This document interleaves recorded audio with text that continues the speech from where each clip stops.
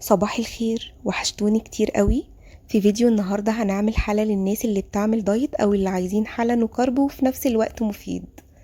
عارفين انتوا فوائد الجيلاتين للعظم اكيد، والحلا اليوم شوكليت جيلاتين هيعجبكم جدا ان شاء الله. شايفين الجمال؟ هو مش كريمي زي الكاسترد، بس اخد من شكل الجيلي كولا بس على طعم شوكليت، ومتماسك عن الجيلي كولا نوعا ما. هنحتاج لمعلقة كده كبيرة من العسل النحل، وحوالي 200 ملي كده من الحليب، ومعلقة كبيرة من الجيلاتين، ومعلقة كبيرة من الكاكاو الخام، وحوالي نص معلقة من نسكافيه أو قهوة سريعة الذوبان. في طاسة أو في كسرولة كده هنضيف الحليب، حليب خالي الدسم، وهضيف عليهم الجيلاتين والكاكاو والقهوة سريعة الذوبان، وهضيف عليهم معلقة كده من العسل النحل. نقدر نستغنى عن عسل النحل لو مش متوفر عندنا، ونضيف عليه سكر دايت، او ممكن نستغنى عن العسل والسكر، هي هيبقى طعمها حلو قوي.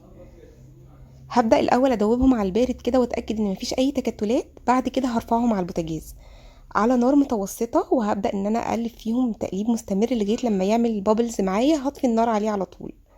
وبعد كده هصبه بقى في الطبق اللي هقدم فيه الوصفة دي، وهسيبها تبرد حوالي 10 دقايق كده بره التلاجة.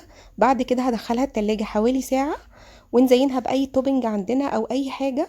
أنا زينتها بشوية مكسرات كده، حاجة بسيطة قوي. مش قادرة أقول لكم بجد طعمها رهيب قوي. الناس اللي بتحب الشوكليت هيحبوها جدا. طعمها واخد من الشوكليت على الجيلي بس متماسك شوية، بجد رهيبة.